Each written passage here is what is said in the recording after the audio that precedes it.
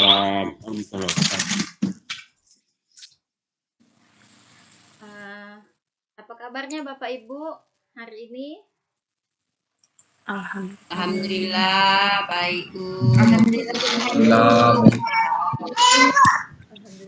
ya. Kita dapat berkumpul lagi. Kita dapat berkumpul di Gmeet pada malam ini. Pertama-tama saya ucapkan terima kasih kepada Bapak Ibu yang telah hadir dalam pertemuan virtual ini. Yang terhormat Bapak Kepala SDN 1 Trawas dan yang saya hormati Bapak Ibu Guru SD Negeri 1 Trawas dan rekan-rekan sejawat dari CGP Musirawas yang pada malam ini. Maaf Putri, apa nggak direkam dulu ya? Udah Bu, ini udah direkam. Nggak tampil merahnya? Udah direkam pakai aplikasi Bandicam.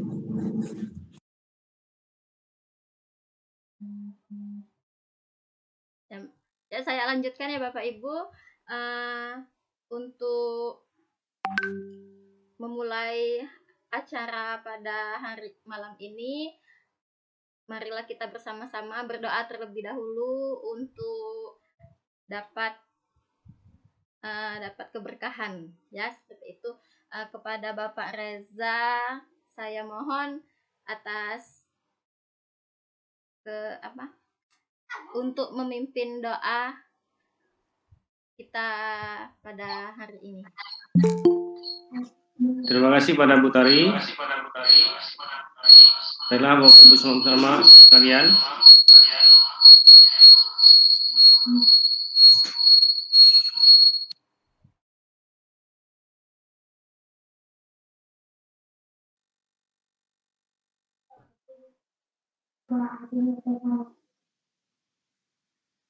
Baiklah, untuk mengambil barokah acara pada malam hari, mari kita berdoa. A'udzubillahi minasyaitonirrajim. Bismillahirrahmanirrahim. Alhamdulillahirabbil alamin. Allahumma shalli ala Muhammad wa ala ali Muhammad. Allahumma wali walidina warhamhuma kama rabbayana shaghira wa jamil muslimina wal muslimat wal mu'minina wal mu'minat al ahya'i minhum wal amwat innaka ala kulli syai'in qadir. Ya Allah, pada malam hari ini kami akan memulai acara untuk presentasi aksi nyata Ibu Tritari. Semoga apa yang akan disampaikan nanti bermanfaat bagi kita semua dan akan memajukan pendidikan yang ada di Indonesia. Semoga apa ilmu yang akan kita peroleh nanti, apa yang disampaikan oleh Ibu Tritari ini mendapat barokah sehingga kita dapat menjadi lebih baik lagi untuk pembelajaran kita kepada siswa kita di sekolah masing-masing. Ya Allah, berilah kami kemudahan dunia dan akhirat. Rabbana atina fid dunya hasanah wa fil akhirati hasanah wa qina adzabannar. Walhamdulillahirabbil alamin. Assalamualaikum warahmatullahi wabarakatuh. Terima kasih Bu. Waalaikumsalam warahmatullahi wabarakatuh. Terima kasih Pak Reza. Izin ya Bapak Ibu, saya rekam dan mungkin akan diposting, ini kegiatan hari ini nanti akan diposting di YouTube. Izin berkenan saya share screen dulu.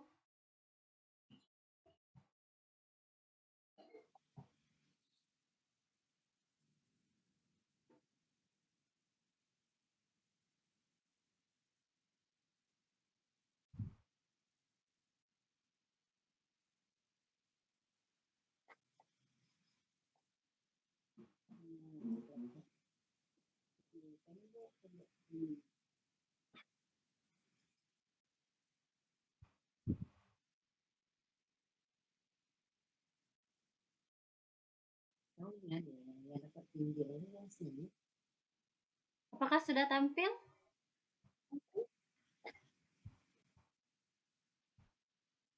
Sudah, siap sudah.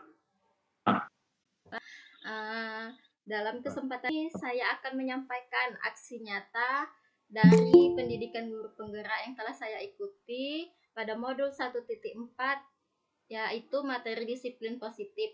Pada kegiatan ini kami telah belajar tentang disiplin positif dan dilaksanakan atau ingin diterapkan dari hasil belajar kami ini ke sekolah dan didiseminasikan kepada guru-guru khususnya di SD Negeri 1 Trawas, dan juga nanti diharapkan dapat dilaksanakan atau diterapkan di kelas masing-masing seperti itu. Sebelumnya saya perkenalkan diri, saya Tri Utari, CGP Angkatan 11 Kabupaten Musirawas, dan alhamdulillah pada malam ini hadir Kepala Sekolah SD Negeri 1 Trawas pada Bapak Muhammad Asbi.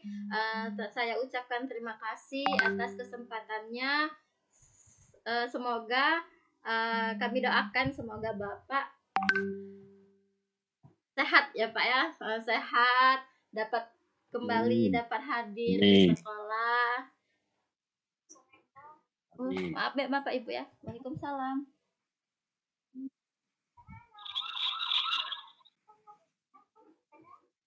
Iya betul, tinggal klik deh.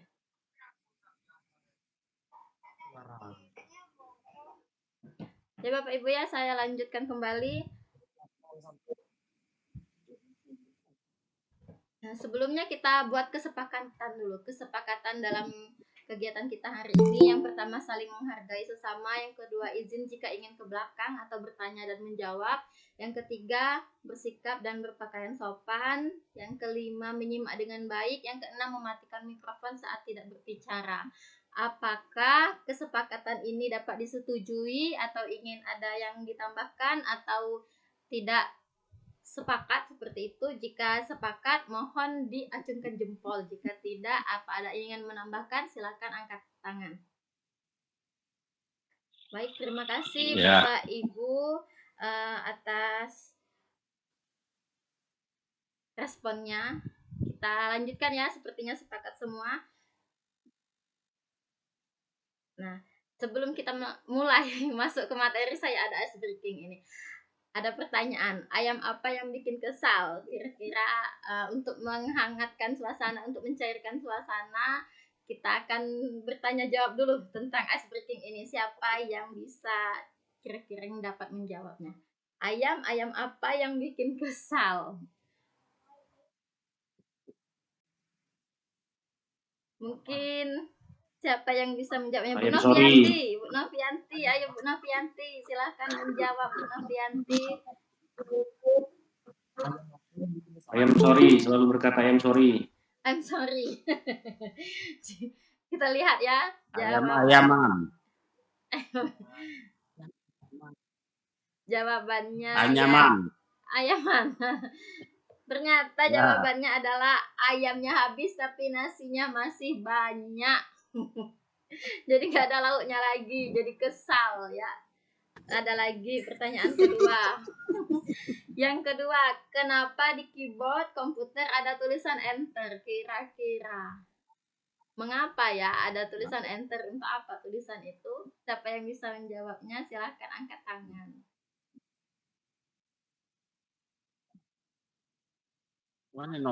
Mana Ibu Novi hadir ya? Ibu Novianti hadir. Bu Novitasari belum hadir kayaknya Pak. Bu Novianti bisa jawabnya? Kayaknya nggak ada ya. Kita lanjut saja ya. Jawabannya adalah karena kalau entar programnya nggak jalan-jalan. Oleh karena itu kita langsung enter aja ya. Nggak usah entar-entar, nanti nggak jalan-jalan diskusinya. Ya lanjut. Definisi tentang budaya positif. Mengapa sih budaya positif ini penting? Nah, ini ada Bapak pendidikan kita, Bapak Ki Hajar Dewantara menyatakan bahwa di mana ada kemerdekaan, disitulah harus ada disiplin yang kuat. Sungguh pun disiplin itu bersifat self-disiplin, yaitu kita sendiri yang mewajibkan diri kita dengan sekeras-kerasnya. Jikalau kita tidak cakap melakukan self-disiplin, wajiblah penguasa lain mendisiplinkan diri kita. Dan peraturan demikian itulah yang harus ada di dalam suasana yang merdeka. Jadi, maka dalam kurikulum merdeka ini, kita perlu adanya atau menerapkan disiplin positif dalam kegiatan yang ada di sekolah maupun yang ada di kelas. Saya lanjutkan lagi ya, karena ini apa namanya itu rekamnya takutnya nanti tidak direkam. Saya lanjut lagi ya. Mengapa sih aksi nyata ini perlu dilakukan? Bu Tari masih unmute itu mic-nya. Baik, saya lanjutkan. Saya mau lihat perekamnya, nanti takutnya tidak terekam. Ya, baik, saya lanjutkan. Rancangan tindakan aksi nyata modul 1.4 ini adalah terbelakang tujuan aksi nyata dan tolak ukurnya. Latar belakangnya yaitu murid banyak tidak suka peraturan yang ada di sekolah, dikarenakan jika ada murid yang melanggar aturan, maka akan mendapatkan hukuman baik berupa fisik dan memalukan dirinya. Tentunya hukuman itu cenderung ke bullying ya, atau perundungan. Jadi makanya perlunya ada disiplin positif ini, karena kita ingin menghindari bullying atau perundungan tersebut. Dilanjutkan, ini tujuan aksi nyata pada kegiatan ini yaitu guru dapat memahami konsep-konsep kunci dalam modul budaya positif, yaitu perubahan paradigma belajar disiplin positif, motivasi perilaku manusia, kebutuhan dasar, posisi kontrol, restitusi, keyakinan kelas dan segitiga restitusi, serta implementasi segitiga restitusi. Nah, sehingga dalam aksi nyata ini dapat mewujudkan atau meningkatkan keberanian dan rasa percaya diri murid untuk memberikan pendapat tentang keyakinan kelas yang diinginkan, dan juga menumbuhkan budaya positif di sekolah serta meyakini nilai-nilai kebajikan universal. Tolak ukurnya yaitu terbentuknya keyakinan kelas melalui kegiatan tentang kesepakatan kelas yang dilakukan oleh guru kelas dan murid.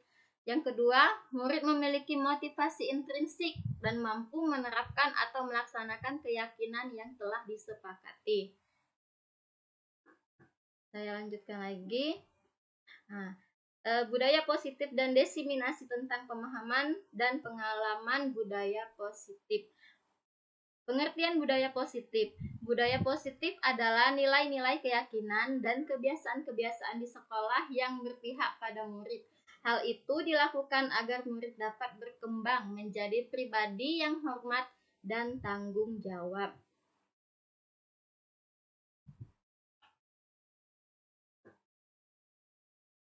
Adapun konsep-konsep inti tentang budaya positif, yang pertama adalah perubahan paradigma positif, yang kedua dampak positif, yang ketiga nilai-nilai kebajikan, selanjutnya kebutuhan dasar manusia, motivasi perilaku manusia, posisi kontrol guru, keyakinan kelas, dan segitiga restitusi. Mungkin Bapak Ibu di sini ada baru mendengar kayak istilah-istilah baru tentang konsep-konsep budaya positif ini. Apa sih posisi kontrol guru?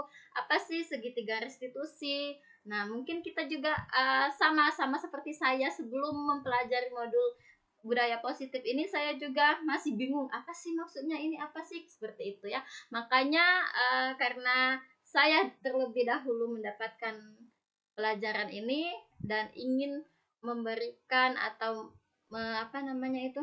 membagikan apa yang telah saya pelajari. Lanjut, pembelajaran dengan paradigma baru. Pembelajaran dengan paradigma baru merupakan pembelajaran yang dirancang berdasarkan prinsip pembelajaran berdiferensiasi, sehingga peserta didik belajar sesuai dengan kebutuhannya berdasarkan tahap perkembangan sesuai dengan teori psikologi modern untuk mewujudkan profil pelajar Pancasila. Nah, mengapa sih perlu adanya paradigma baru? Kita tahu bahwa kurikulum Merdeka adalah kurikulum yang terbaru pada saat ini di Indonesia, sehingga tujuannya yaitu membentuk pelajar yang berkarakter dengan Pancasila. Maka dari itu paradigma baru ini perlu kita perlu kita pelajari sehingga kita dapat turut menciptakan generasi atau siswa yang berkarakter sesuai dengan pelajar Pancasila. Di sini ada miskonsepsi tentang teori kontrol. Nah, ilusinya ini bahwa semua penguatan positif efektif dan bermanfaat. Kemudian kritik dan merasa bersalah mampu menguatkan karakter. Orang dewasa berhak memaksa. Ini adalah miskonsepsi yang ada di pikiran kita ya Bapak Ibu, bahwa orang dewasa itu berhak memaksa, kemudian itu kita membuat merasa bersalah anak supaya anak sadar akan kesalahannya. Ternyata kontrol-kontrol tersebut itu uh, masih negatif seperti itu ya, belum mendapatkan hasil yang maksimal, sehingga perlunya kita memahami kontrol kita sebagai guru. Ini berikut ini contoh-contoh miskonsepsi tentang teori kontrol, yaitu merubah paradigma stimulus respon ke pendekatan teori kontrol. Di sini ada realitasnya, kebutuhan kita sama, padahal kebutuhan kita berbeda. Kemudian kita melihat semua orang melihat hal yang sama, padahal setiap orang memiliki perspektif atau gambaran yang berbeda. Selanjutnya, kita dapat merubah orang agar berpandangan sama dengan kita, padahal pandangan setiap orang lain itu tentang dunia pasti berbeda-beda. Bisa mengontrol, padahal sejatinya perilaku itu memiliki tujuan. Jadi setiap orang itu mengapa melakukan sesuatu itu ada tujuannya sendiri-sendiri. Kita lanjutkan lagi. Nih, sehingga disiplin positif itu mengapa seperti itu kan? Disiplin positif itu apa? Nah, disiplin positif ini berasal dari kata disiplina yang artinya belajar. Disiplin mengacu pada disiplin diri yang memiliki tanggung jawab terhadap apa yang dilakukannya berdasarkan nilai-nilai yang diyakini. Jadi, disiplin positif merupakan salah satu cara penerapan disiplin yang bertujuan untuk menumbuhkan kesadaran serta memberdayakan peserta didik tanpa imbalan berupa penghargaan, reward, ancaman, ataupun hukuman. Nah, jadi Bapak Ibu, disiplin positif di sini adalah kesadaran diri. Jadi kesadaran diri tanpa imbalan ataupun hukuman seperti itu. Jadi anak-anak memiliki keyakinan yang telah tercipta atau yang telah disepakati. Nah, jadi sebagai seorang pendidik, tujuan kita adalah menciptakan peserta didik yang memiliki disiplin diri sehingga mereka berperilaku mengacu kepada nilai-nilai kebajikan universal dan memiliki motivasi intrinsik dalam perubahan perilaku ke arah yang lebih baik. Apa itu nilai-nilai kebajikan? Nilai-nilai kebajikan yaitu nilai-nilai yang disepakati bersama, lepas dari suku, bangsa, agama, bahasa, maupun latar belakangnya. Jadi nilai-nilai kebajikan ini berlaku untuk semua, tidak hanya satu golongan atau satu kelompok. Jadi nilai-nilai kebajikan ini tanpa disepakati pun setiap orang pasti setuju seperti itu ya.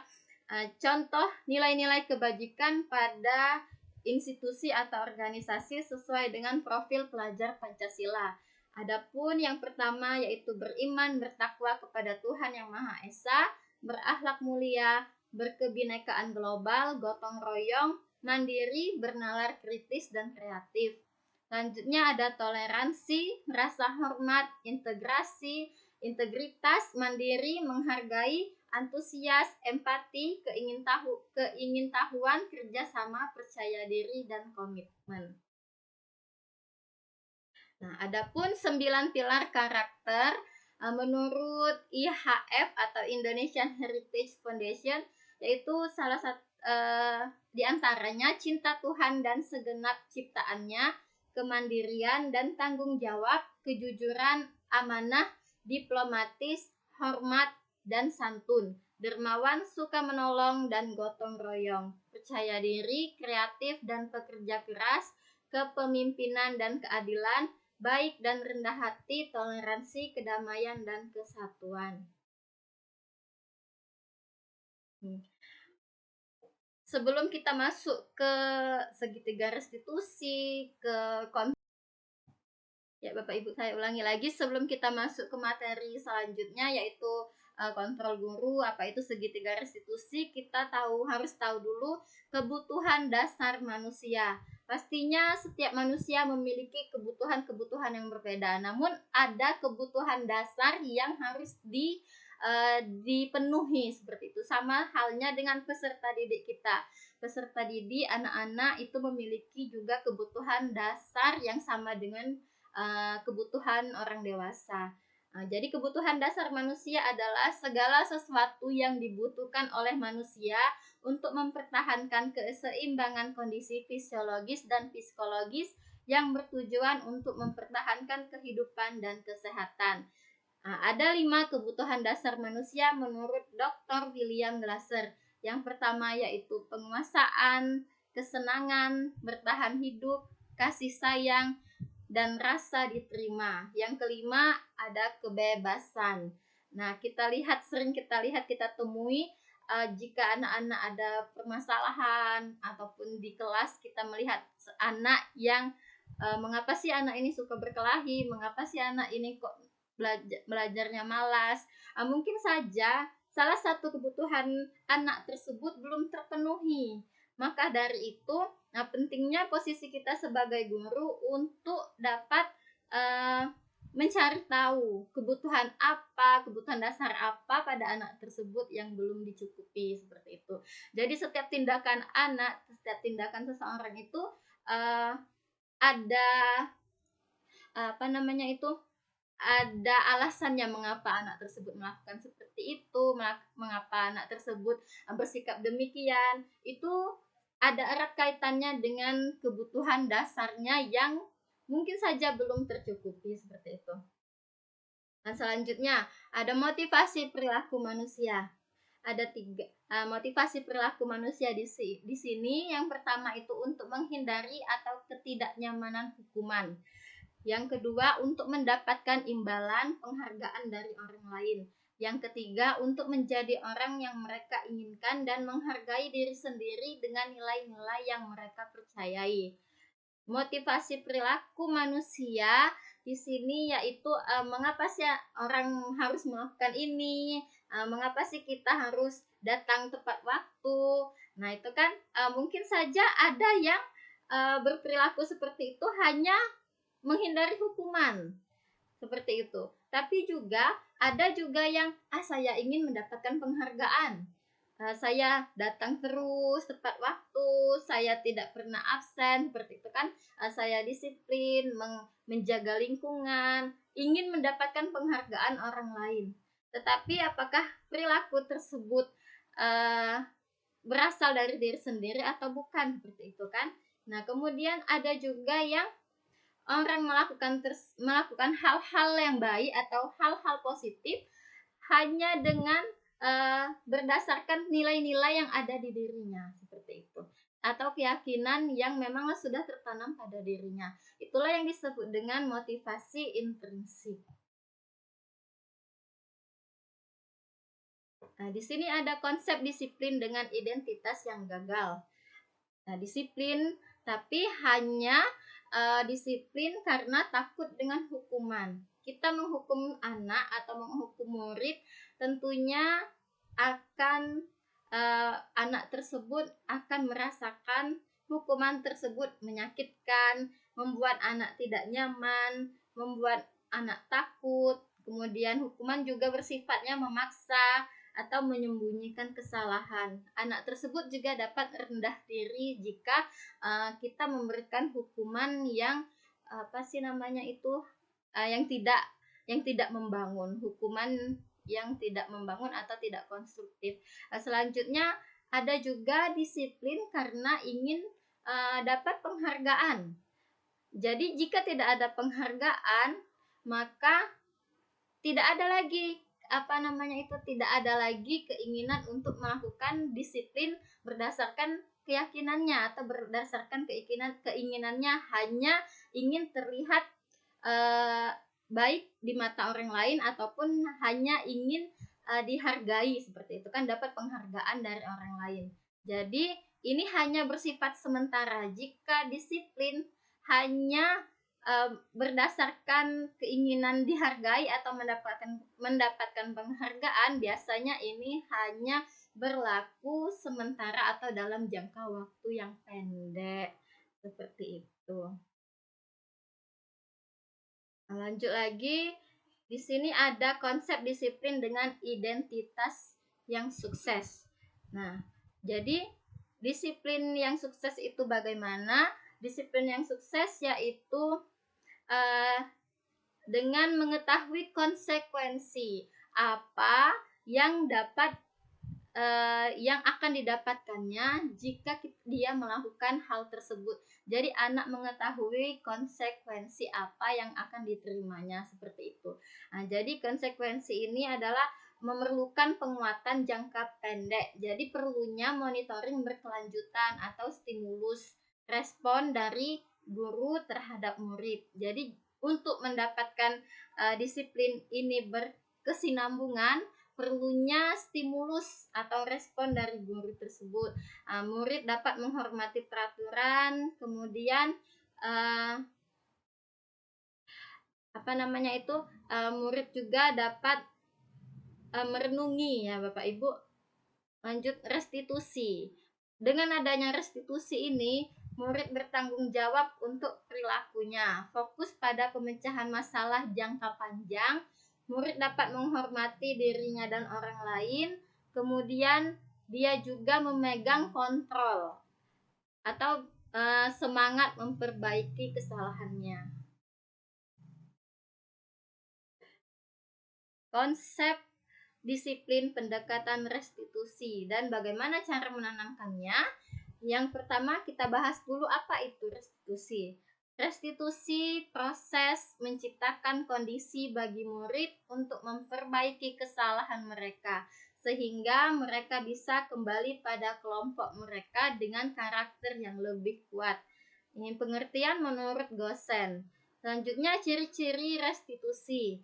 Jadi restitusi itu bukan untuk menebus kesalahan, namun untuk belajar dari kesalahan.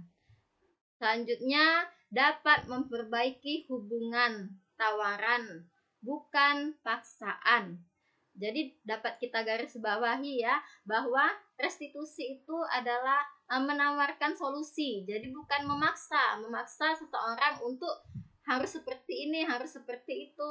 Bukan, tapi mencari kesepakatan bersama. Lanjut, yang ketiga, restitusi menuntun untuk melihat ke dalam diri. Restitusi mencari kebutuhan dasar yang mendasari tindakan. Yang berhubungan tadi dengan kebutuhan dasar manusia. Jadi restitusi ini mencari tahu lagi apa kebutuhan dasar yang belum terpenuhi tadi. Dan selanjutnya ciri-ciri restitusi yaitu cara yang paling baik berfokus pada karakter, bukan tindakan ataupun pada solusi. Jadi fokus pada karakter baik atau keyakinan baik yang tertanam dalam diri seseorang. Ini ada kasus siswa sering tidak mengerjakan PR, piket kelas, dan lain-lain. Nah, kita akan membedakan apa hukuman dan apa konsekuensi. Jika anak tadi tidak mengerjakan PR, tidak mengerjakan piket, sebagai guru yang penghukum, guru akan menghukum siswa tersebut, misalnya hormat bendera selama 10 menit. Kemudian guru marah agar siswanya takut. Namun jika guru tersebut menerapkan konsekuensi, hukumannya akan bersifat membangun. Jadi, jika anak tersebut tidak mengerjakan PR, yang diberikan guru adalah anaknya dapat mengerjakan PR, mungkin jam istirahatnya, atau dikerjakan juga sebanyak lebih dari PR yang sebelumnya, seperti itu. Kemudian guru di sini bersifat tegas dan juga sehingga siswa dapat menghormati peraturan yang ada. Nah, dari hukuman dan konsekuensi ini, jadi yang ketiga ada restitusi. Dengan adanya konsekuensi, guru tersebut dapat melakukan restitusi. Guru dihormati dan menanyakan keyakinan kelas dapat membantu murid menyelesaikan masalahnya. Guru terbuka dan siswa menghormati dirinya dan orang lain. Jadi di antara hukuman, konsekuensi, dan restitusi ini kira-kira mana yang paling baik seperti itu? Yang menurut Bapak Ibu paling bijak dalam menyikapi permasalahan siswa yang ada pada kasus sebelumnya itu.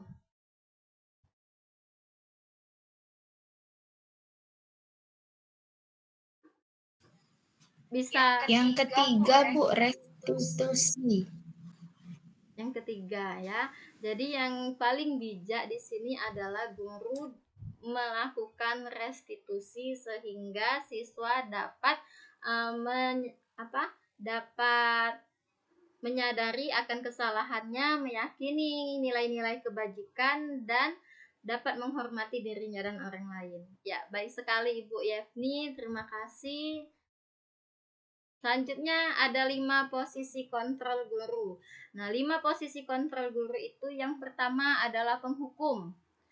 Penghukum yaitu seseorang menghukum bisa menggunakan hukuman fisik maupun verbal. Biasanya hukuman fisik dan verbal ini dapat merusak mental seseorang ya, seperti itu ya Bapak Ibu. Kita dihukum fisik, dihukum verbal itu dampaknya akan lama dikenang, seperti itu, akan lama dikenang, kemudian akan menyebabkan terjadi berulang. Dia juga sebagai penghukum, nanti anaknya besar juga sebagai penghukum, jadi dia akan berkelanjutan. Kemudian yang kedua, membuat rasa bersalah. Pada posisi ini biasanya guru akan bersuara lebih lembut. Nah, namun anak tersebut dapat seperti terpojok, seperti itu ya, terpojok karena dia hanya disalahkan tanpa dicari tahu apa alasannya anak tersebut melakukan hal demikian. Yang ketiga, posisi kontrol sebagai teman. Guru pada posisi ini tidak akan menyakiti murid, namun akan tetap berupaya mengontrol murid melalui persuasif. Yang keempat, monitor atau pemantau. Memonitor berarti mengawasi. Yang kelima, posisi kontrol sebagai manajer. Posisi yang terakhir ini, manajer itu dimana guru berbuat sesuatu bersama dengan murid, mempersilahkan murid mempertanggungjawabkan perilakunya, mendukung murid agar dapat menemukan solusi atas permasalahannya sendiri. Jadi dalam posisi yang kelima atau posisi manajer ini, guru hanya bersifat memantau dan mengarahkan, dan siswa atau murid sendirilah yang memutuskan bagaimana solusinya. Jadi kita membantu siswa tersebut memecahkan masalahnya, seperti itu. Nah, saya ingin bertanya lagi, dari kelima posisi kontrol guru ini, kira-kira posisi kontrol guru yang mana yang paling ideal menurut Bapak Ibu yang ada di sini? Manajerial. Manajer, Bu. Manajerial, Bu. Iya. Ya, manajer, Bu. Kita sepakati bersama ya bahwa posisi yang paling efektif itu yaitu posisi manajerial, karena di sini kita akan pertama-tama kita akan mengetahui dulu apa alasan anak tersebut, kemudian kita juga dapat membantu anak memecahkan masalah. Kita lanjut lagi. Ini tadi sudah sama saja ya, tapi di sini lebih spesifik. Perkataan-perkataan apa biasanya yang diucapkan oleh penghukum, pemantau teman, pembuat rasa bersalah, ataupun posisi kita sebagai manajer. Biasanya seorang penghukum itu uh, sesuai dengan aturan seperti itu ya, berpatokan pada aturan ataupun tata tertib seperti itu. Jadi mematuhi aturan sekolah, lalu berdiri di depan barisan misalnya seperti itu. Kalau pemantau, kalimatnya biasanya itu kamu sudah melanggar apa peraturan dan konsekuensinya. Yang ketiga, sebagai teman. Nah, jadi kita memposisikan diri kita sebagai teman. Ayolah yang tertib, buat Bapak Ibu guru bangga. Untuk saat ini tidak apa-apa. Namun ini bagus sih sebagai teman, tapi belum efektif ya seperti itu ya Bapak Ibu ya. Anak belum mendapatkan solusinya. Selanjutnya, membuat rasa bersalah. Berapa kali Bapak harus memberitahu kamu, Bapak kecewa sama kamu. Jadi anak seperti terpojokan. Dan yang kelima, manajer. Nah, kalimat yang biasanya sebagai manajer itu, apakah kamu tahu kesalahanmu? Bagaimana kamu akan memperbaiki kesalahan ini? Jadi di sini anak dibantu untuk dia menyadari apa kesalahannya, kemudian dicari tahu bagaimana solusinya memperbaiki kesalahan ini. Jadi guru di sini sifatnya hanya mengontrol atau membimbing seperti itu. Lanjut lagi. Nah, untuk dapat kita menjadi manajer atau memposisikan kita sebagai manajer di kelas kita ataupun di sekolah, sebaiknya Bapak Ibu guru membuat keyakinan kelas. Nah, keyakinan kelas ini nanti dijadikan sebuah kesepakatan kelas. Kesepakatan kelas itu ya dapat sama seperti peraturan, tapi kalau peraturan itu kan biasanya yang dibuatnya guru, sudah ada tanpa melibatkan siswa. Sedangkan keyakinan kelas ataupun kesepakatan kelas itu kita membuatnya bersama dan melibatkan siswa. Jadi keyakinan kelas itu dibuat bersama antar guru dan siswa untuk menciptakan lingkungan belajar yang positif dan produktif di dalam kelas. Sedangkan kalau peraturan kelas itu kan dibuat guru tanpa melibatkan siswa. Jadi kira-kira yang mana yang baik, apakah kita membuat peraturan kelas atau kesepakatan atau keyakinan kelas?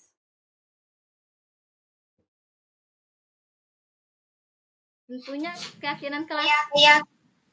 Keyakinan kelas kayaknya, Bu. Iya ya, kita karena apa sih keyakinan kelas atau kesepakatan kelas itu kan kita harus melibatkan siswa. Jadi siswa juga dia tahu apa konsekuensinya jika melanggar, apa namanya itu, bagaimana pemecahannya, karena mereka yang buat. Sedangkan peraturan kelas kita tidak melibatkan siswa dan tentunya tidak mengetahui kebutuhan apa yang diinginkan oleh siswa ya Bu ya. Lanjut lagi. Ini ada langkah-langkah membuat keyakinan kelas.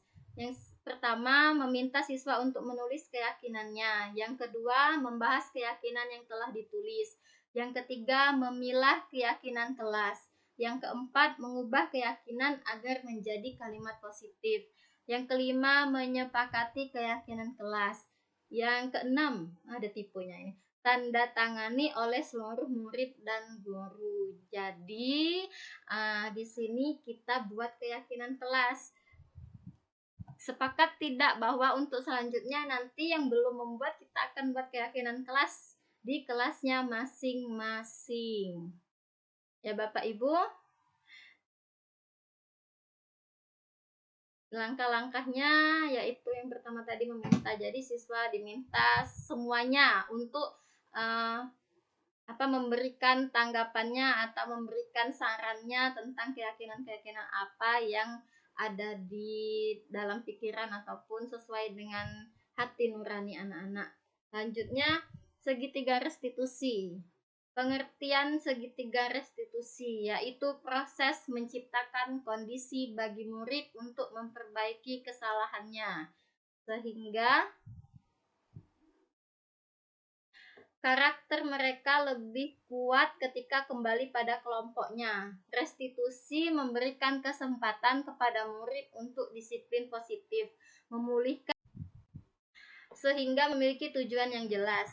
Bagian dasar restitusi memiliki tujuan untuk merubah orang yang gagal karena telah berbuat kesalahan menjadi orang yang sukses. Kita harus mampu meyakinkan mereka dengan mengatakan kalimat seperti, "Tidak ada manusia yang sempurna. Saya juga pernah melakukan kesalahan seperti itu." Nah, bagaimana menerapkan langkah-langkah segitiga restitusi? Ada 3 langkahnya. Yang pertama, menstabilkan identitas. Kita semua akan melakukan hal terbaik yang bisa kita lakukan. Yang kedua, validasi tindakan yang salah. Semua perilaku memiliki alasan. Yang ketiga, menanyakan keyakinan. Kita semua memiliki motivasi internal. Nah, ini yang pertama, menstabilkan identitas. Jadi, di bagian menstabilkan identitas ini, anak dari orang yang gagal karena melakukan kesalahan menjadi orang yang sukses. Anak melanggar peraturan karena sedang mencari perhatian adalah anak yang sedang mengalami kegagalan. Dia mencoba untuk memenuhi kebutuhan dasarnya, namun ada benturan. Kalau kita mengkritik dia, maka kita akan tetap membuatnya dalam posisi gagal. Kalau kita ingin menjadi reflektif, maka kita harus meyakinkan si anak dengan cara mengatakan kalimat-kalimat ini. Nah, berbuat salah itu tidak apa-apa. Tidak ada manusia yang sempurna. Saya juga pernah melakukan kesalahan seperti itu. Kita bisa menyelesaikan ini. Lanjutnya, Bapak Ibu tidak tertarik mencari siapa yang salah, tapi Bapak Ibu ingin mencari solusi dari permasalahan ini.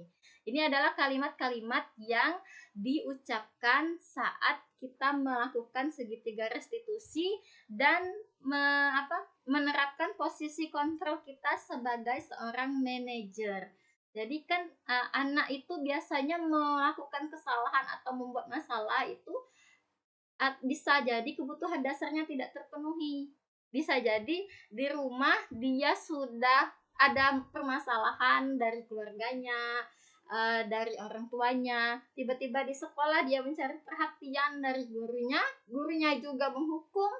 Jadi kebutuhan anak tersebut tidak terpenuhi, di rumah tidak terpenuhi, di sekolah juga tidak terpenuhi. Oleh karena itu, posisi kita jangan jadi sebagai penghukum, tapi sebagai manajer. Jadi kita harus dapat membuat anak itu menyadari akan kesalahannya. Selanjutnya, yang kedua, memvalidasi tindakan yang salah. Setiap tindakan kita dilakukan dengan satu tujuan, yaitu memenuhi kebutuhan dasar. Kalau kita memenuhi kebutuhan dasar apa yang mendasari sebuah tindakan, kita akan bisa menemukan cara-cara yang efektif untuk memenuhi kebutuhan tersebut. Nah, ini menurut teori kontrol, semua tindakan manusia, baik atau buruk, pasti memiliki maksud tujuan tertentu. Seseorang guru memahami teori kontrol pasti akan mengubah pandangannya dari teori stimulus respon ke cara berpikir proaktif yang mengenali tujuan dari setiap tindakan.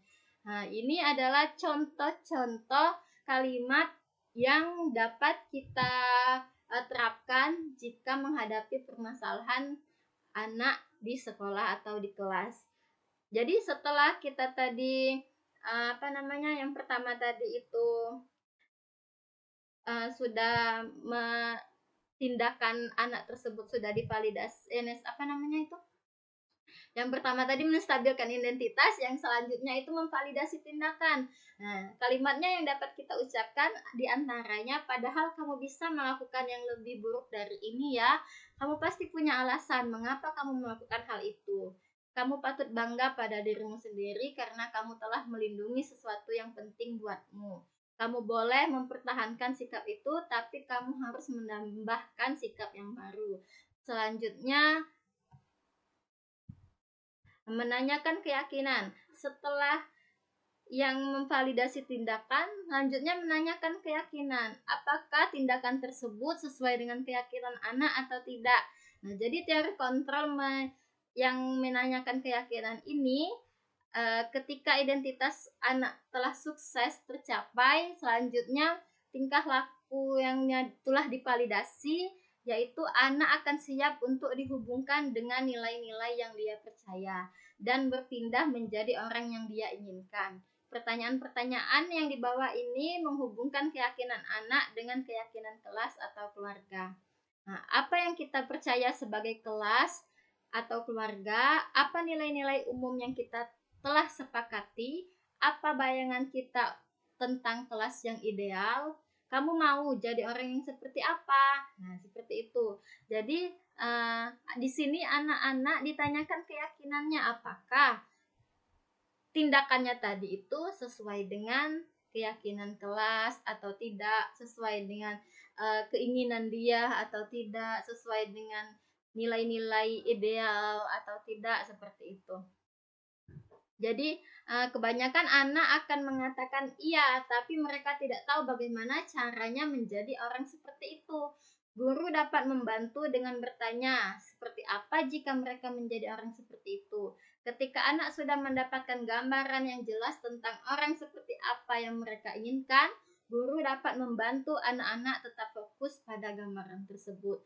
Nah, jadi guru selanjutnya membimbing bagaimana solusinya, bagaimana tindakan selanjutnya, seperti itu. Nah, sebelum kita menutup ini, saya mempunyai video segitiga restitusi. Jadi contohnya yang dapat kita terapkan di sekolah.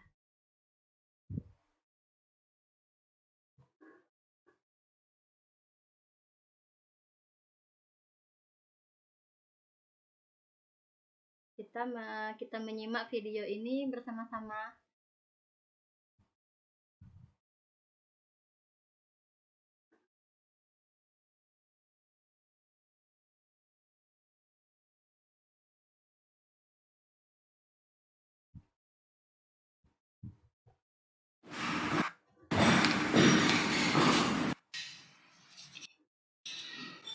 Bagaimana kabarmu, Aulia?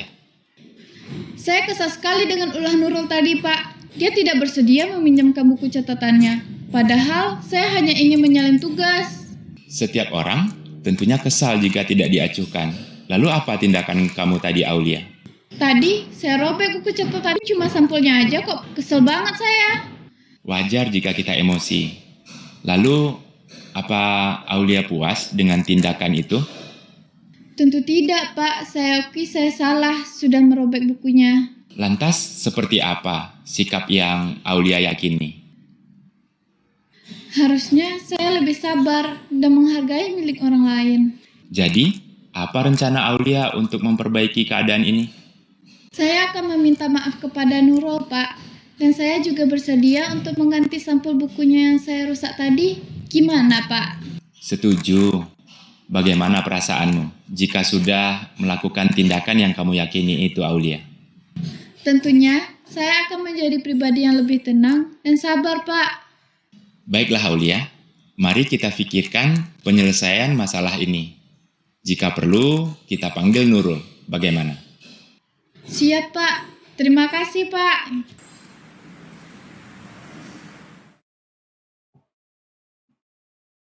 Nah, itu tadi contoh segitiga restitusi dan posisi kontrol guru sebagai manajer.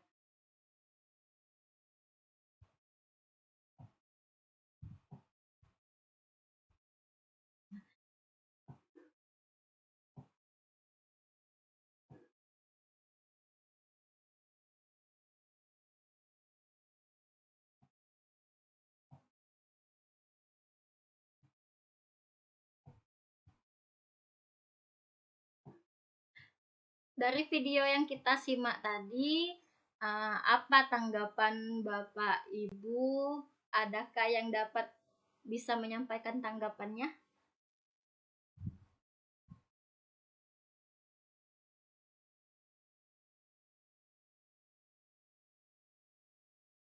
Pak Reza bisa menanggapi video yang telah kita tonton tadi? atau Ya, Bu. Ibu Rika?